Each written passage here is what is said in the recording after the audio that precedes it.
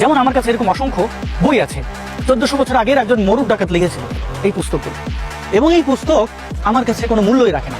এবার আমি আপনাদের ঘোষণা করতে চাই যে আগামী 27 আগস্ট যখন তারা ডক্টর মোহাম্মদ জাফর ইকবালের বই পড়াবে, তখন আমি এরকম কোরআনের অসংখ্য পৃষ্ঠা পুড়িয়ে তাদের সাথে একাত্মতা পোষণ করবো। কারণ এই বই আমি আমার টাকা দিয়ে কিনেছি এবং এই বইয়ের প্রতি আমার কোনো সম্মান নেই। এই বইয়ের যে লেখক, সে কুখ্যাত মরুর ডাকাত মহা উন্মাদ, তার প্রতি আমার কোনো শ্রদ্ধা নেই। আমি তার বই ছিঁড়বো এবং পড়াবো।